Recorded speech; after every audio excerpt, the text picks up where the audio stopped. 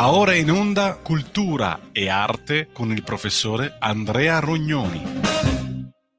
Ciao Andrea, a te la linea. Grazie infinite Sveva. Oggi siamo al 16 giugno, quindi abbiamo superato il giro di boa del mese e tra qualche giorno è solstizio.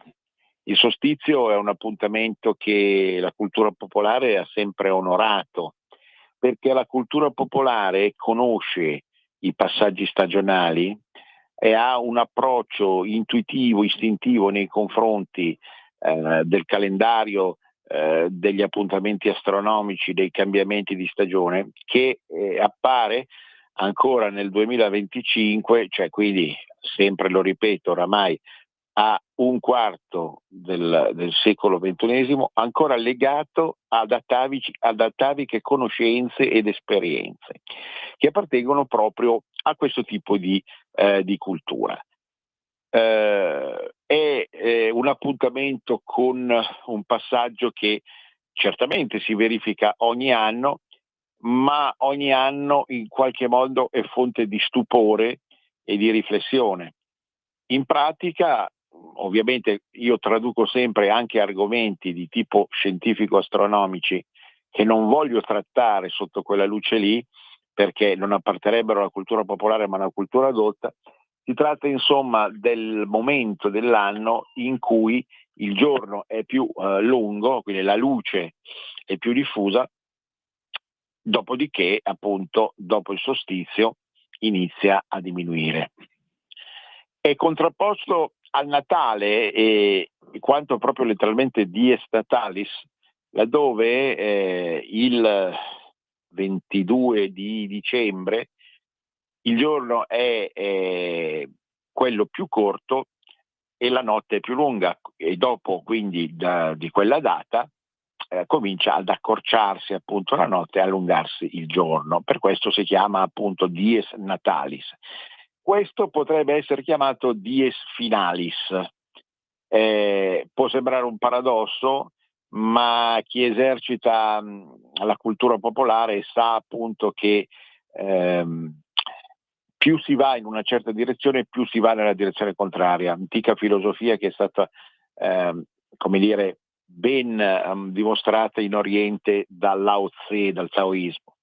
Quindi il dies finalis è rappresentato dal 22 giugno, dal solstizio, quando appunto inizia la notte, perché aumenta appunto la zona di buio e si entra come in un tunnel. Dico, può sembrare un paradosso, può sembrare un'assurdità e una contraddizione, perché in realtà inizia l'estate, ma l'estate non è un viaggio nella luce, è un viaggio in quella che Lalla Romano, la grandissima poetessa romanziera piemontese, ha chiamato la penombra. La penombra, disse in un romanzo che ritengo fra i migliori del Novecento, la penombra che abbiamo attraversato, ma parafrasando appunto la penombra che noi dobbiamo attraversare attraverso l'estate. È sì certamente una sorta di estrema ratio, laddove l'estate è fonte di piacere, di divertimento e di spassionata volontà di vivere, in realtà è paradossalmente, metaforicamente, l'anticamera del buio e della morte.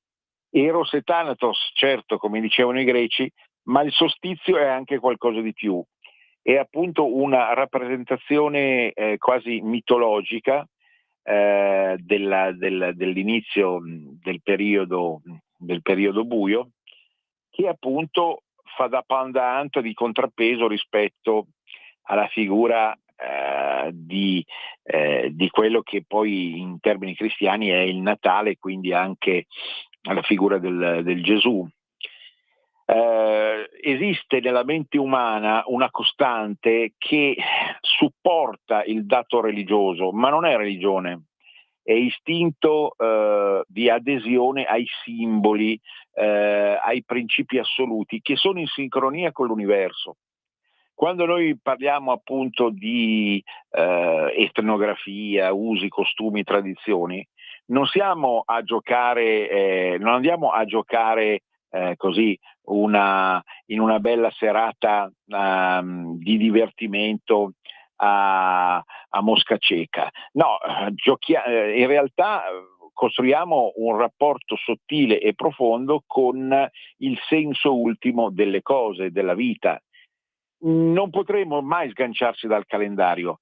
La cultura mondialista, il mainstream, la cultura nichilista che tende appunto a robotizzare il mondo, a far vivere l'intelligenza artificiale come un essere superiore rispetto a noi, non riuscirà mai a distruggere le stagioni, il volgere delle stagioni, il cambiamento delle stagioni, il calendario, l'astronomia e l'astrologia messi assieme, che reggono in una maniera ancora potente l'universo, le cose, anche nelle versioni locali, perché la bellezza di tutto questo discorso è che il tutto viene declinato sempre secondo quelle che sono le tradizioni nazionali e locali, perché evidentemente il gruppo etnico, la cultura, la lingua specifica ridecodifica tutto questo e lo rende commestibile a ciascun popolo o a ciascun sottopopolo.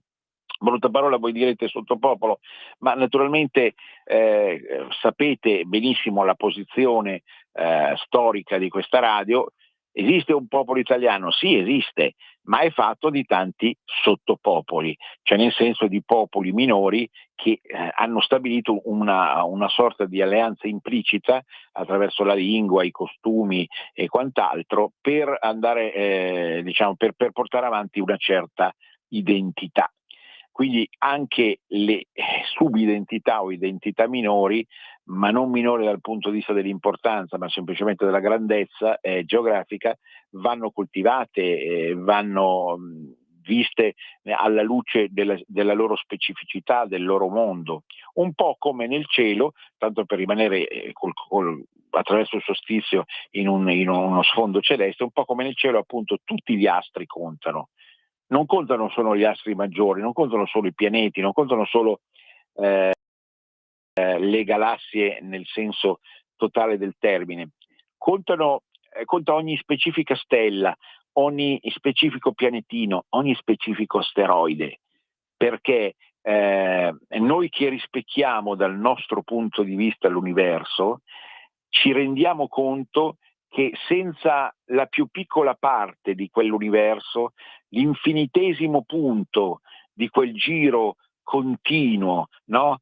Che Alan Sorrenti aveva ben cantato quasi 50 anni fa con i figli delle stelle, ecco, ogni infinitesimo punto ha un ruolo da svolgere all'interno della nostra vita e della nostra esistenza. Il solstizio quindi è in realtà un passaggio epocale, ma come dicevo un passaggio di principio a sfondo mitico naturalmente, come se una divinità sovrintendesse tutta questa realtà.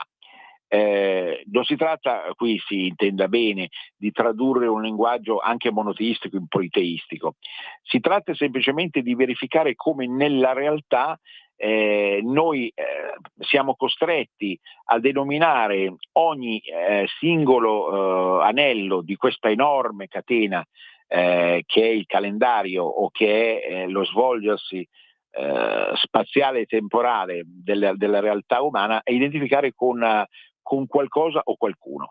Pensate, e passiamo anche all'altro argomento di oggi che è il santo della settimana, pensate proprio a San Luigi Gonzaga, che viene celebrato il 21 giugno e quindi è un po' associabile, voi sapete che poi comunque il solstizio può variare, a volte è il 21, a volte è il 22, quindi dipende questo dal giro del Sole. Non sto ad approfondire argomenti strettamente astronomici, ma comunque il 21 nel calendario cristiano coincide con San Luigi Gonzaga.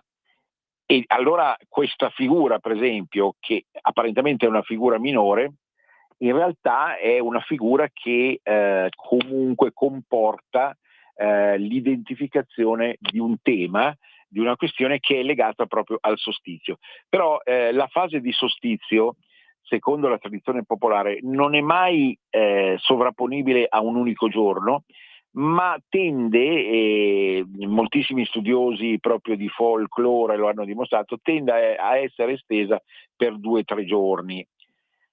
Per esempio, appunto, il solstizio d'estate in realtà va dal 20-21 al 23-24 e infatti il 24 è il giorno di San Giovanni Battista, che è un altro personaggio significativo e che, come vi ho già detto in altre occasioni, in realtà è la complementazione del Cristo. Il Cristo emerge dal buio, si potrebbe dire, il 24 dicembre e 6 mesi dopo ecco che appare all'orizzonte la figura di San Giovanni Battista. Già, perché, ricordatelo sempre, l'ho già detto, ma Paganini non ripete, l'ho detto con altre parole e uso quindi un'altra impostazione per dirlo. San Giovanni Battista, 24 giugno, battezza, poi ritorniamo a San Luigi. Il 24 giugno San Giovanni Battista battezza il Cristo, battezza il Signore, battezza l'era nuova che appunto porta idealmente alla redenzione e alla salvezza. E viene chiamato e ricordato proprio come Battista, anche perché esistono altri San Giovanni, e quindi come colui che battezza, che mette l'acqua sul capo. Sempre molto interessanti questi passaggi, sempre noi ci esprimiamo in lingua italiana, sarebbe interessante vederlo anche in tutte le lingue. Comunque in lingua italiana l'acqua è questa fonte energia primaria che nel battesimo viene gettata, viene posta sopra il capo, sopra il cranio del battezzato, proprio per iniziarlo alla nuova vita. E voi capite bene che c'è proprio un rapporto mistico, misterico, rituale, quasi magico, che tutta questa impostazione permette di cogliere come fondante del solstizio, no? Il solstizio ha un fattore magico, perché nella cultura popolare tutti i passaggi di stagione, tutti i cambiamenti sono magici, non sono né casuali né materialisticamente identificabili solo con dei punti o con delle azioni fisiche, ma appartengono appunto alla sfera della spiritualità. Attenzione, si badi bene, non è una spiritualità farlocca, come dire, stupidamente incistata in una dimensione che tende a liberarci dalle catene del corpo e della carne. È una spiritualità che in realtà sta alla base di ogni scelta e di ogni gusto della vita, delle cose, della realtà. Quindi San Giovanni Battista chiuderà il 24 giugno e in occasione, attenzione, di quella realtà, ne riparliamo poi il prossimo lunedì, la tradizione popolare pone anche la famosa notte delle streghe, ma ci ritorneremo. San Luigi Gonzaga. San Luigi Gonzaga, 21 giugno, è un personaggio straordinario, pensate lombardo, nasce a Castiglione delle Stiviere, da un ramo della famiglia Gonzaga, quindi la famosa dinastia gonzaghesca. Suo papà si chiamava Ferrante, che era un nome molto diffuso proprio nel periodo in cui lui è vissuto, siamo alla fine del Cinquecento. Periodo che poi venne anche descritto implicitamente da Manzoni nei Promessi Sposi, dove troviamo non a caso un certo Ferrante, che non è ovviamente Ferrante Gonzaga, insomma, ma ci ricorda appunto l'importanza di questo nome del periodo. San Luigi è destinato alla carriera militare, ma lo è nella realtà un militante militare, perché la sua visione del mondo, anche se non andrà poi, nonostante venga educato da bambino e da adolescente alla carriera, quindi attraverso la tecnica, l'uso delle armi, E qui vi consiglio sempre di comprare la rivista Medioevo, perché nella rivista Medioevo c'è una rubrica chiamata appunto Quando i santi usavano le armi. I santi non sono stati dei pacifisti, no? Non pensate che fossero tutti, come dire, rosa, acqua dolce.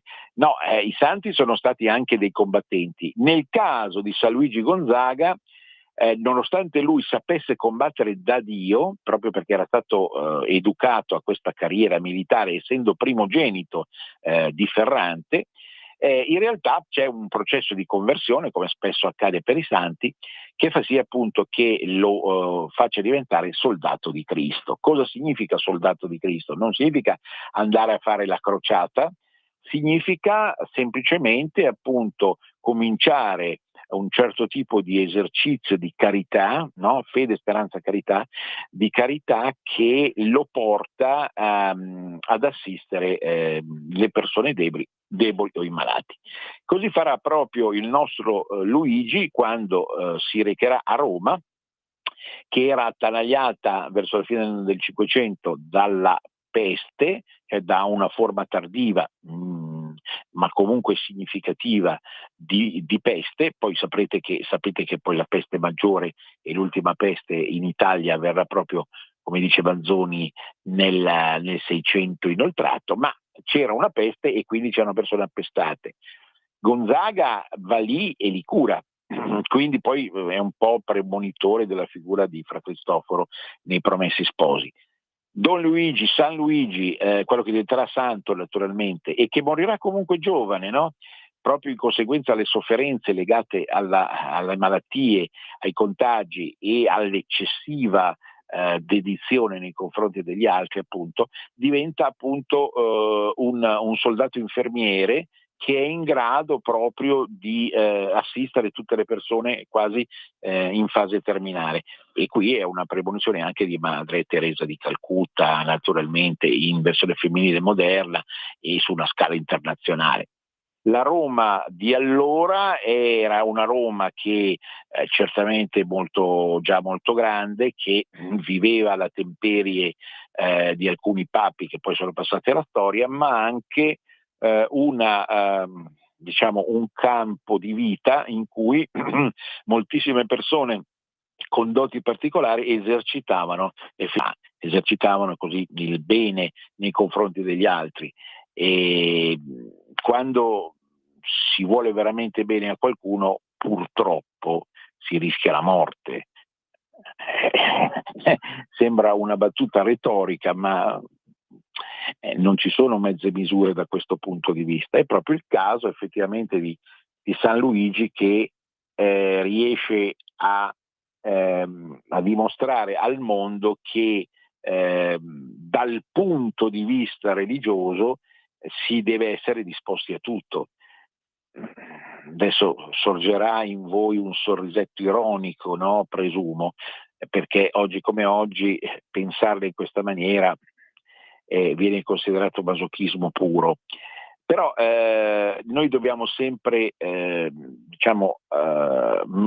inserirci in una dimensione sacra e del rapporto col sacro, che certamente si è evoluto col passare del tempo.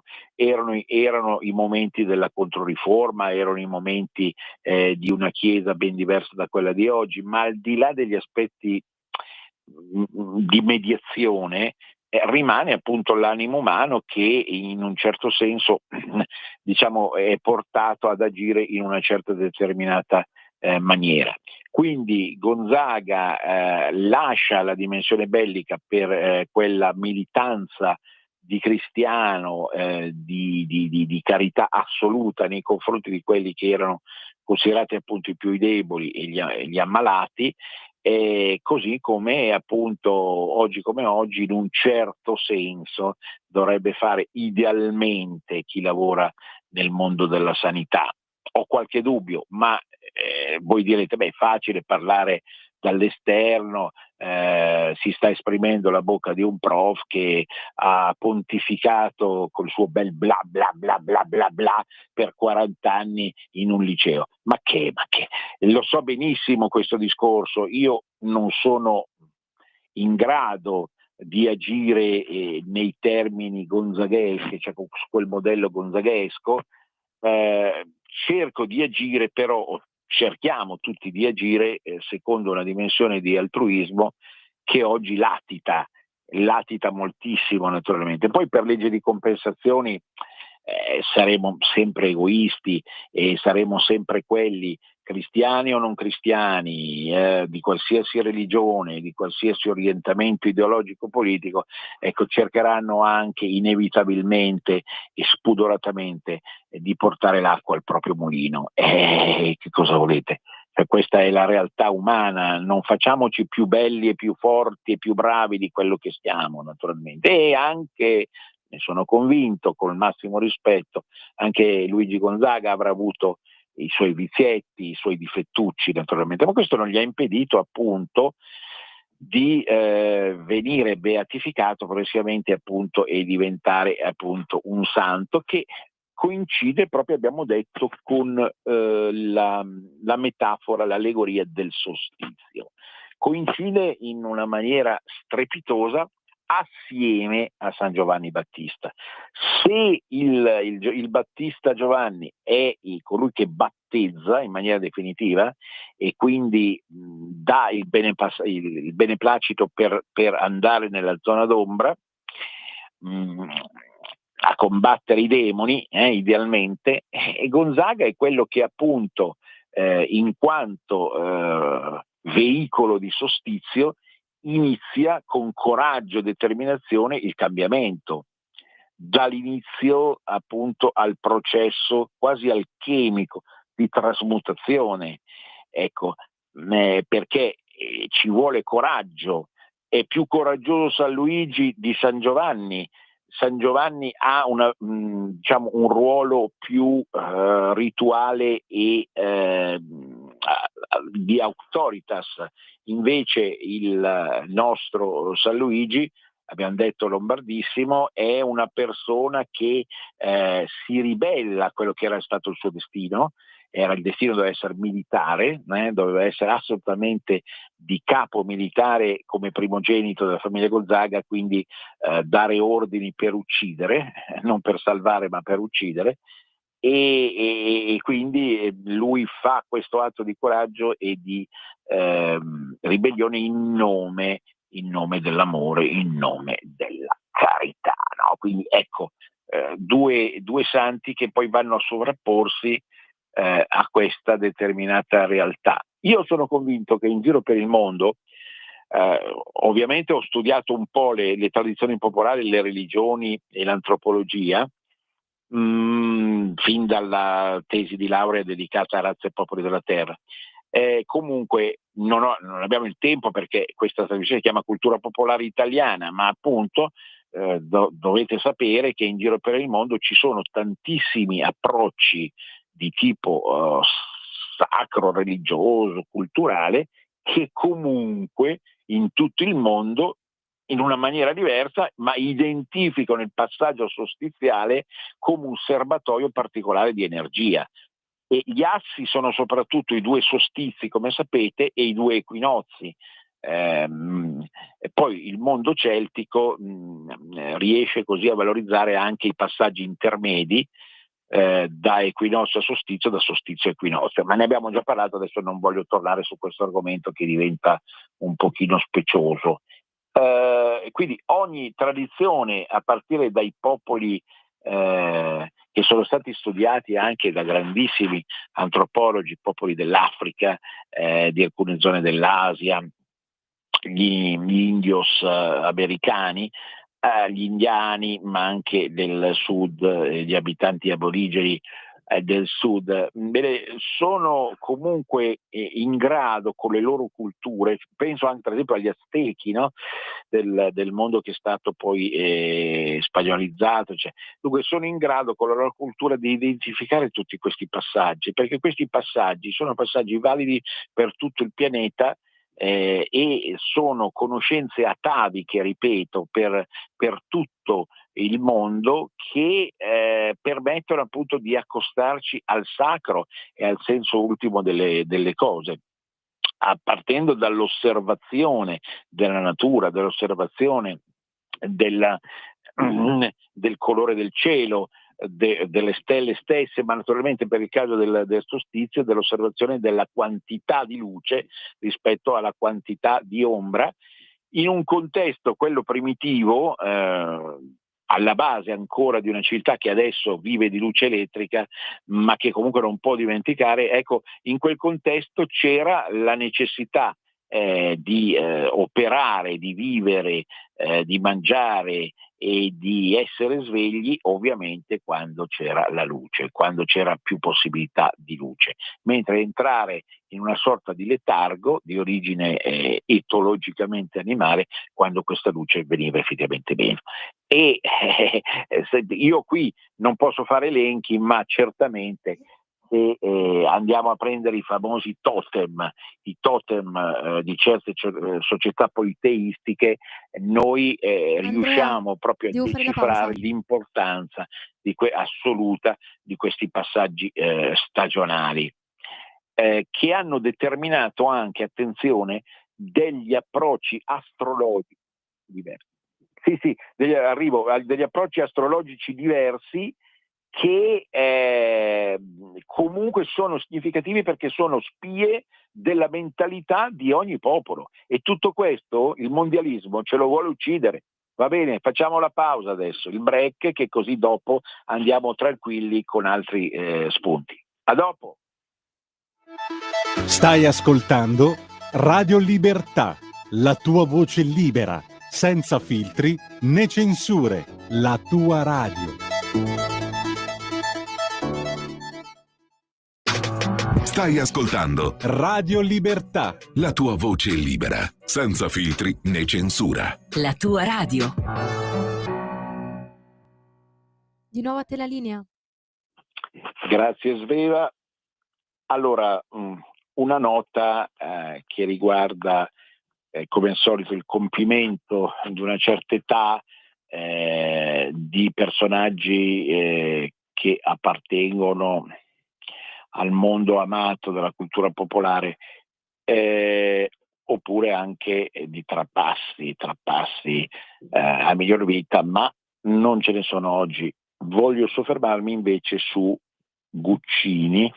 Guccini è il cantautore che ha compiuto l'altro ieri 85 anni.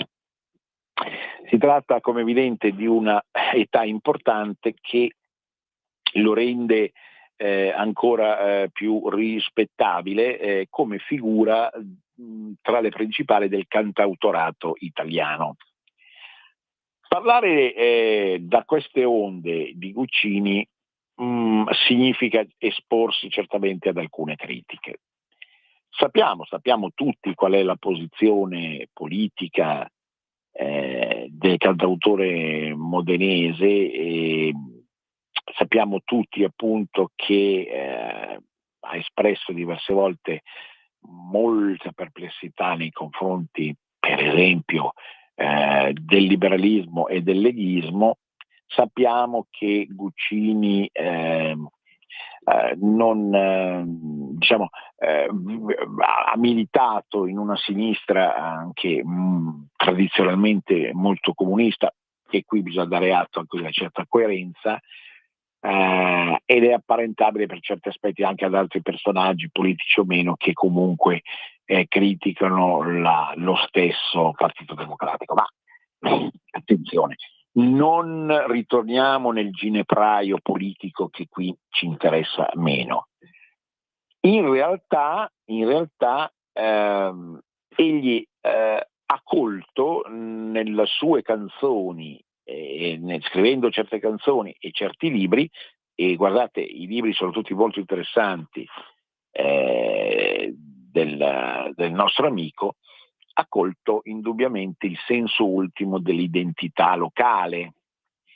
Pensate, lo ricordo sempre, che diverse volte in interviste agli scritti ha rimarcato la differenza fra l'emilianità e la toscanità, appunto considerando l'emilianità appartenente a un universo padano, lombardo-padano, mentre appunto oltre la famosa Pavana dove andava in vacanza esisteva un mondo completamente diverso, no? Hic sunt leones.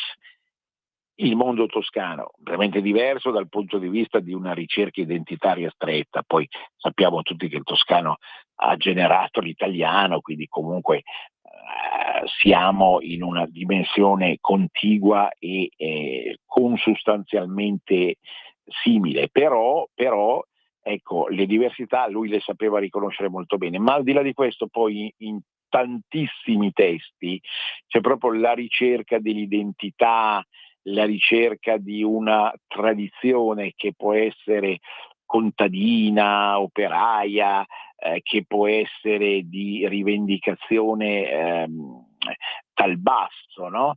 Che comunque ci riconduce a tutta una serie di spunti che appartengono realmente anche così al federalismo e al leghismo, seppur visto certo e riciclato sempre da una posizione di estrema sinistra che non condividiamo naturalmente, non condividiamo per tantissimi motivi, cioè la rispettiamo e la rispettiamo nella misura in cui se esiste ancora rispetto alla deriva attuale della sinistra, comunque ha avuto e dovrebbe avere ancora un ruolo all'interno dell'agone politico, però è l'agone ideal politico, non politico stretto.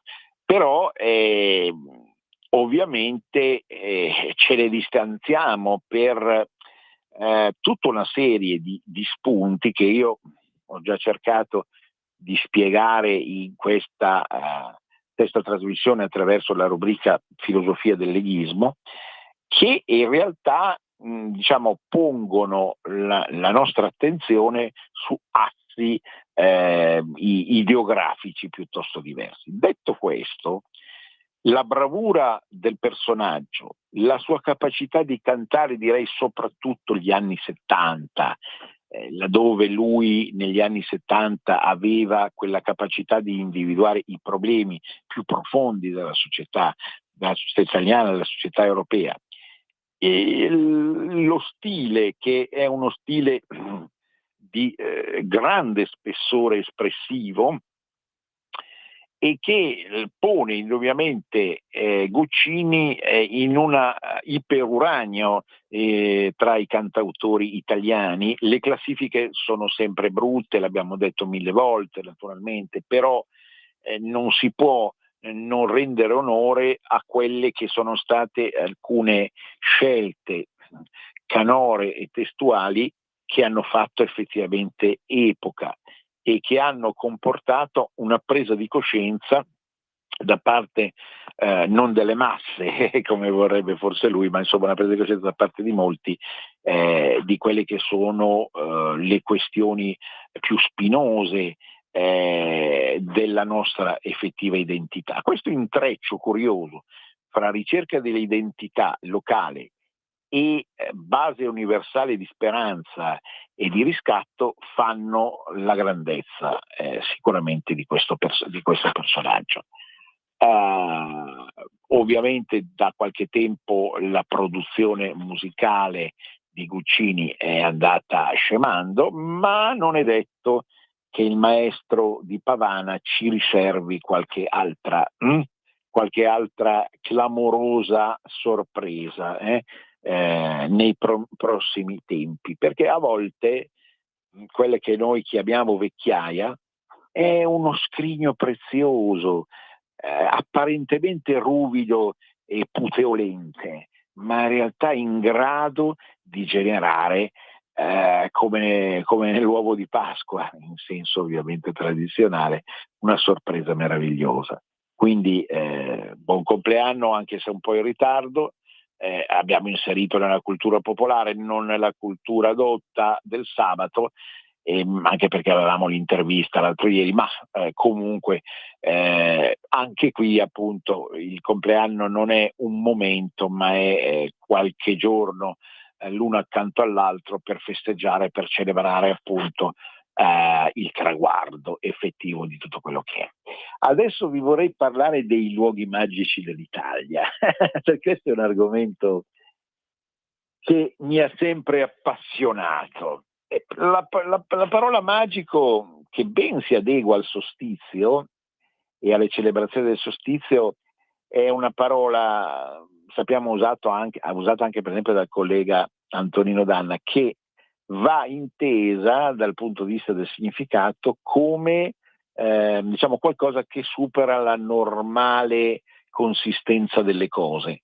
Esistono dei luoghi magici, dei luoghi che presentano delle caratteristiche che travalicano la razionalità e l'ordine apparente dei fenomeni in Italia, ma certamente sì. L'Italia, come tutte le nazioni del mondo, sia ben inteso, ecco, è una fucina di luoghi magici di varia natura e di varia forma. Certo, la configurazione di tutto il territorio, accidentato, montuoso, marittimo in parte, lacustre, eccetera, si presta effettivamente maggiormente, magari che in altri contesti nazionali, all'esistenza effettiva di luoghi magici al nord, al centro e al sud, naturalmente. E allora anche qui le liste, gli elenchi, tanto cari anche per ironia ovviamente a Umberto Eco, non vogliono essere la nostra scelta principale. Ma pensate ovviamente a alcuni luoghi, alcuni loci, e al loro genius loci, cioè al loro spirito particolare del luogo, che sicuramente rendono ragione di questa magia. Pensate al Lago d'Orta, per esempio, da nord a sud, via, al Lago d'Orta, dove la tradizione vuole che in quell'isola, l'isola di San Giulio, una delle più magiche isole del mondo, ci fosse un nido di vipere, poi appunto debellato attraverso tutta una vita monacale delle persone che sono andate a insediarsi in maniera forte anche a partire dal Medioevo. Quindi il Lago d'Orta, che certamente se ne sta in mezzo a delle acque calme ma relativamente profonde, e induce, anche per la sua posizione nel Piemonte orientale verso la Lombardia, facile più da raggiungere da Milano che da Torino, ecco, induce proprio a questa riflessione sul magico. Ma in genere l'ambiente lacustre del nord, pensate ai laghi di Avigliana. I laghi di Avigliana, che io andai a visitare nel 98, proprio all'inizio della mia esperienza a Radio Padania, poi Radio Libertà, i laghi di Avigliana, nella loro caratteristica di doppiezza, no? Il doppio, ne abbiamo già parlato del problema del doppio, è una fonte di mistero che ha un forte collegamento con la Sacra di San Michele a due passi. Sono zone fortemente magiche, fortemente sacre, che risentono di passaggi epocali, come quello anche appunto dei Franchi che vennero dal nord e che poi diedero una svolta a tutta la storia italiana, no? Pensiamo anche alla storia papale con quella famosa donazione di Sutri e via dicendo. Ma sicuramente ancora, per proseguire sull'asse lacustre, l'isola Comacina. Addirittura si ritiene che nell'isola Comacina sia passato il Graal, il Santo Graal, o che sia ancora lì. Il Graal, voi sapete, il Graal, il Calice di Cristo, potrebbe trovarsi a Valencia, secondo qualcuno, a San Nicola di Bari, quindi al sud secondo altri ancora vicino a Parigi, ma Sicuramente l'isola Comacina, come è stato dimostrato in alcuni racconti e approfondimenti saggistici, è una delle zone deputate alla custodia effettiva del Graal. Proprio il 24 giugno, proprio al solstizio, o nei giorni del solstizio, viene fatta una festa mega galattica con fuochi d'artificio, che voglio ricordare qui proprio in questa trasmissione di cultura popolare, perché la apparenta proprio a tutte le feste maggiori che vengono svolte, sono tantissime in tutta Italia effettiva in questo periodo. Ma trasferiamoci un po' verso la Lombardia orientale e andiamo a Limone sul Garda. A Limone sul Garda succede qualcosa di straordinario, c'è un microclima che favorisce un invecchiamento felice, ne parlavamo prima, no? E quindi il raggiungimento di età stratosferiche di chi vive lì, nasce e cresce, ma anche va a vivere a Limone. Tutto è profumato e tutto appartiene quasi a una dimensione paradisiaca, no? E tutto questo quindi ha favorito questo alone di magia, di super sacro appunto, che appartiene a Limone sul Garda. E ancora spostiamoci verso il Veneto e il Trentino.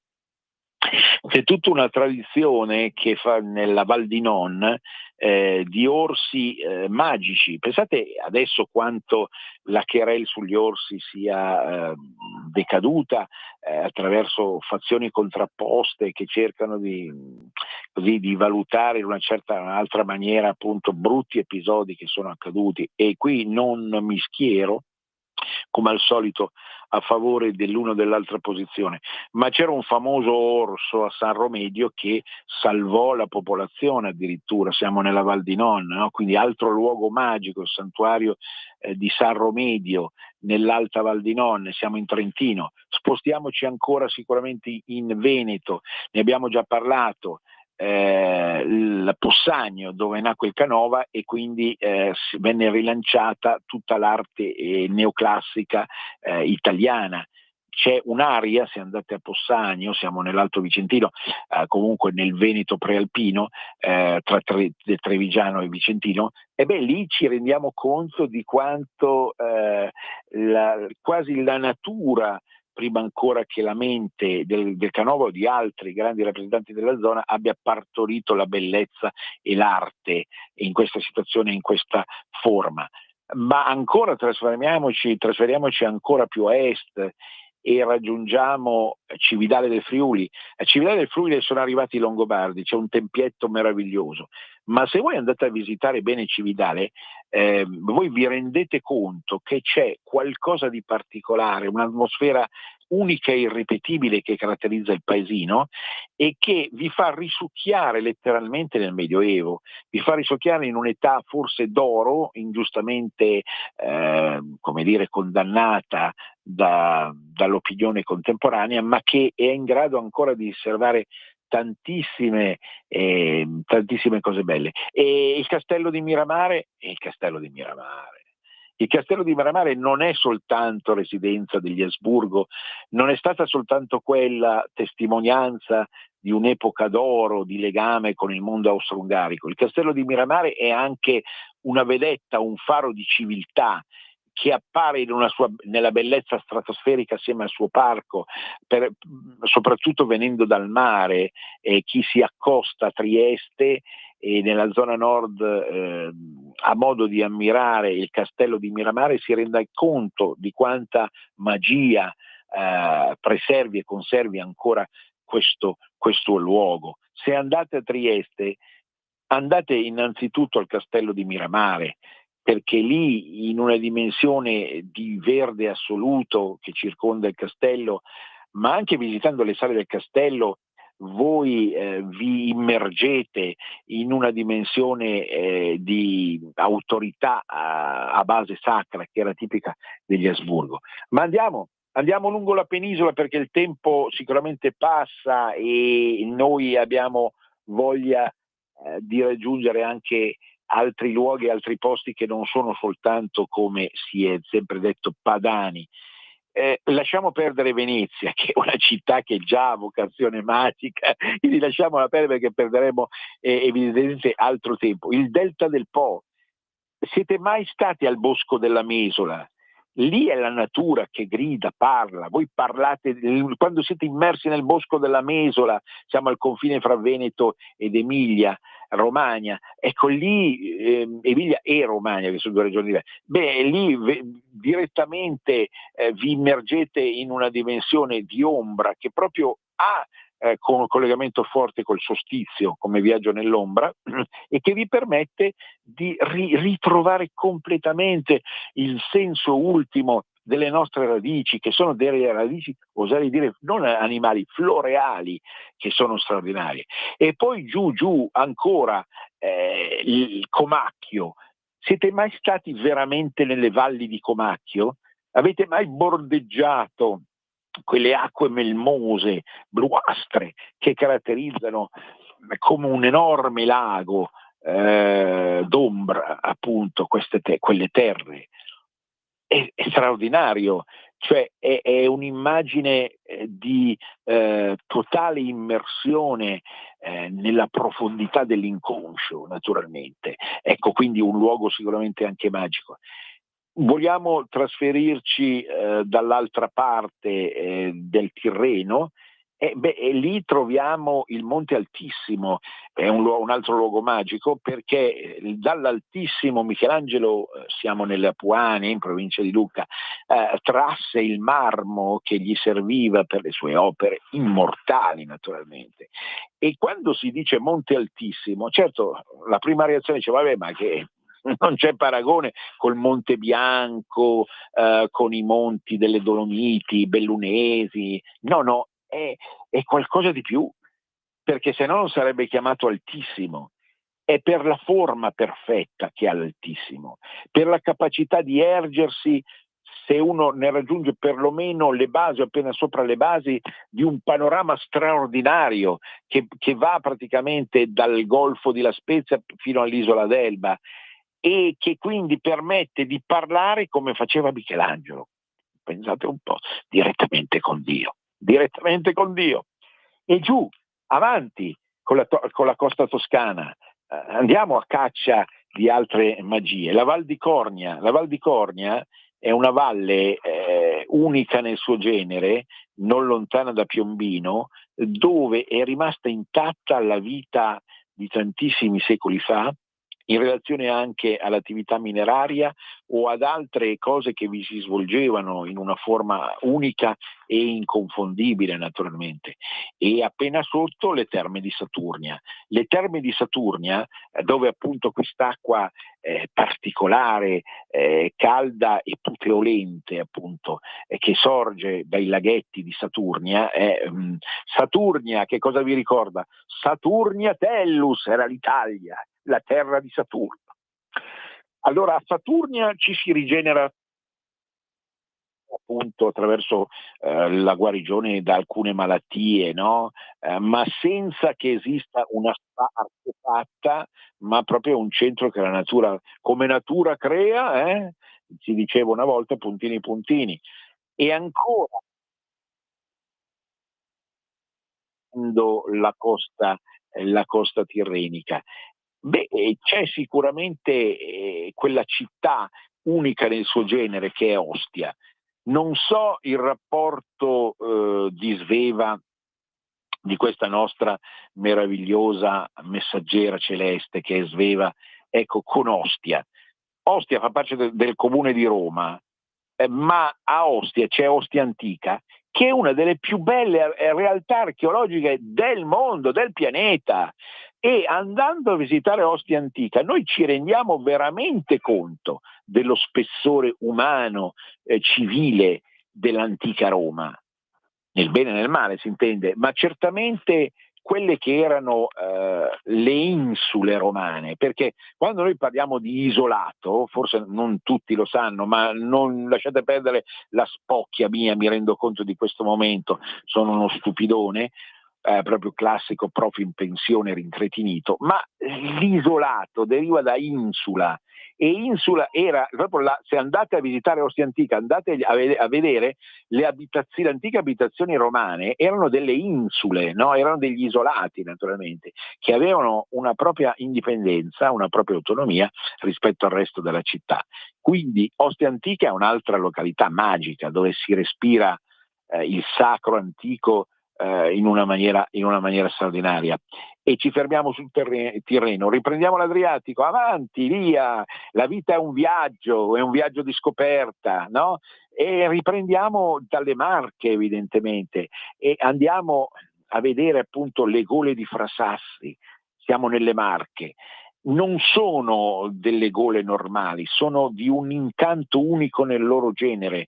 Siamo nella parte interna delle Marche e lì bisogna chiedere un appuntamento speciale per andare a vedere le grotte di Frasassi, naturalmente, che si raggiungono anche attraverso una via tortuosa, ma voi sapete che la felicità non si ottiene facilmente, quindi bisogna faticare per arrivare nei posti più magici di questa meravigliosa Italia. E poi ancora andando in giù e rimanendo qui più o meno sulla costa o quasi, Ascoli Piceno.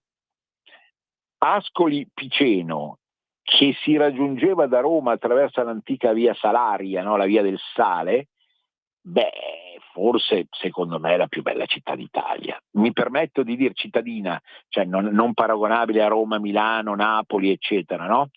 Sveva, adesso ti interpello, starei un attimino cogitando. Hai mai visitato Ascoli Piceno? Sveva? No, Andrea, purtroppo no. Vacci perché è veramente incantevole. Cioè dice la cittadina medievale, ma non perché ce ne sono tante di città, c'è Siena, vabbè, d'accordo, Lucca, ma quella è rimasta come una volta, cioè è di una bellezza, è un guscio dorato con quel colore particolare che ha la cittadina marchigiana, no? E poi, siccome il magico sempre va apprezzato anche con lo stomaco, le famose olive all'ascolana. Non perdiamoci le olive all'ascolana, naturalmente. Scendiamo più in giù verso gli Abruzzi, arriviamo in un altro must di luogo magico che è Giulianova. Giulianova, in provincia di Teramo, non è una città normale. Fu programmata nel Rinascimento secondo certi canoni di armonia estetica, quindi la formazione delle mura, le strade, eccetera, eccetera. Io quello che vi sto dicendo, ma manco ve lo dice la trasmissione turistica più cretina, perché io vi sto mettendo in facoltà di scoprire i segreti meravigliosi dell'Italia. Ecco, guardate sempre la mia spocchia veramente fastidiosa, però io so che soltanto scoprendo questi posti voi potete rendere la vostra anima felice. E giù, e andiamo giù naturalmente nel Molise, arriviamo in una terra particolare che è la terra del Molise, no? E lì piccola ma piena anche quelli di misteri, di segreti, di grandi cose. Per il Molise se c'è un posto particolare è Civita Campomarano. A Civita Campomarano è nato un grandissimo storico che ha raccontato l'Italia del Sud, ma c'è un castello delizioso che ha tantissimi segreti da scoprire e c'è la casa proprio dove è nato questo grandissimo storico. Ve lo lascio come indovinello perché così ci andate, ma è unica nel suo genere. Civita Campomarano, sono luoghi letteralmente magici. Io l'anno scorso ci sono ritornato e ho incontrato dei veneziani che erano lì appunto anche loro a scoprire questo ben di Dio. Abbiamo un po' litigato perché la loro visione della realtà era un po' troppo di sinistra, ma che importa? Ma che importa? Quando andate in giro parlate con la gente, litigateci, fate a cazzotti, perché l'amore di cui si diceva prima è anche questo, lo sapeva perfino San Luigi Gonzaga. Allora, che cosa possiamo dire ancora?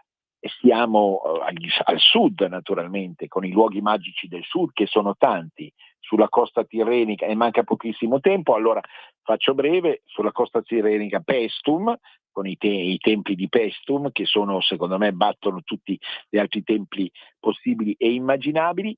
Giù della Puglia più profonda naturalmente, i paesini dove si parla greco, e lì sentite proprio l'antico greco che viene realmente rianimato dai dialetti locali. Siamo in provincia di Lecce, ritrasferiamoci dall'altra parte in Calabria, siamo oramai alla fine del nostro percorso, del nostro viaggio di oggi alla caccia di luoghi magici. E il lungomare più bello d'Italia, diceva D'Annunzio, Reggio Calabria, e quel lungomare lì è unico nel suo genere, è unico nel mondo, è qualcosa da percorrere lentamente, palma dopo palma, guardando dall'altra parte lo stretto di Messina e tutta la costa messinese reale, che va giù, che si inoltra in mezzo al mare, e in Sicilia.